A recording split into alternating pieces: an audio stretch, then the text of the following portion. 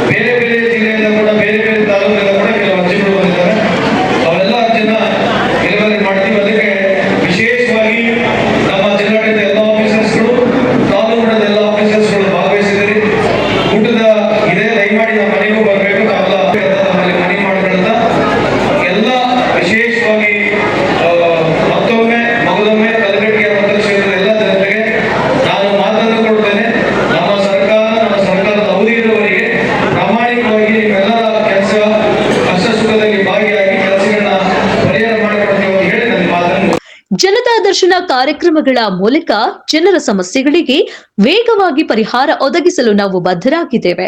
ಈಗಾಗಲೇ 3,000ಕ್ಕೂ ಹೆಚ್ಚು ಅರ್ಜಿಗಳನ್ನ ವಿಲೇವಾರಿ ಮಾಡಲಾಗಿದೆ.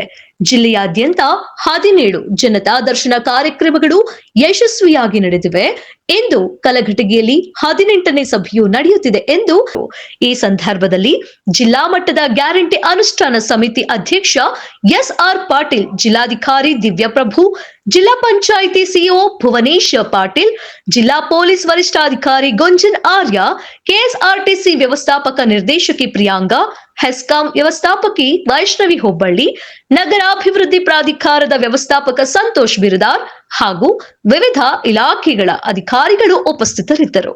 ಸಭೆಯಲ್ಲಿ ಹಲವು ರೈತರು ತಮ್ಮ ಸಮಸ್ಯೆಗಳನ್ನ ಸಚಿವರ ಗಮನಕ್ಕೆ ತಂದರು.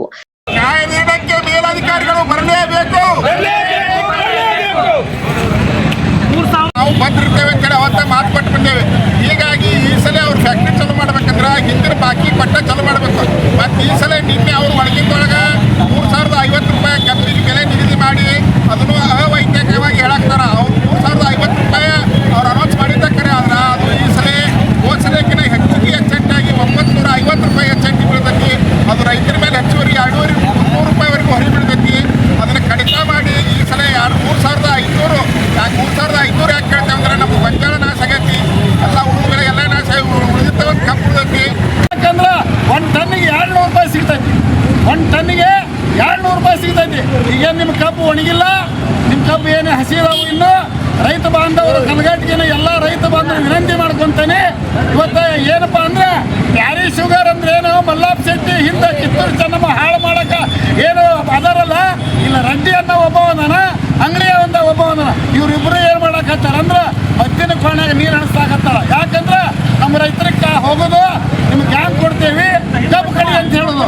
ನಮ್ಮ ರೈತರನ್ನ ಹೊಡೆದಾಡುವಂತ ನೀತಿ. ಮಂಗಳವಾರ ಸಂತೆಯ ದಿನವಾಗಿದ್ದರಿಂದ ವಾಹನ ಸಂಚಾರ ಮತ್ತು ಸಾರ್ವಜನಿಕರಿಗೆ ಸ್ವಲ್ಪ ತೊಂದರೆ ಉಂಟಾಯಿತು. ಆದರೂ ಸಹ ಪೊಲೀಸ್ ಸಿಬ್ಬಂದಿಗಳು ಸ್ಥಳದಲ್ಲಿ ಬಿಗಿ ಭದ್ರತೆ ಒದಗಿಸಿದ್ರು. ಕಲಘಟಗಿಯಲ್ಲಿ ನಡೆದ ಈ ಜನತಾ ದರ್ಶನ ಸಭೆ ಜನರ ಧ್ವನಿಯನ್ನ ನೇರವಾಗಿ ಸರ್ಕಾರದ ಮುಂದೆ ತಂದು ನಿಲ್ಲಿಸುವ ವೇದಿಕೆಯಾಗಿ ಪರಿಣಮಿಸಿತು. ನೋಡ್ತಾ ಇರಿ ಸ್ವಚ್ಛ ಸಮಾಜಕ್ಕಾಗಿ ಸುಪ್ರೀಂ ಟಿವಿ. ಲೈಕ್ ಮಾಡಿ, ಶೇರ್ ಮಾಡಿ, ಸಬ್ಸ್ಕ್ರೈಬ್ ಮಾಡಿ.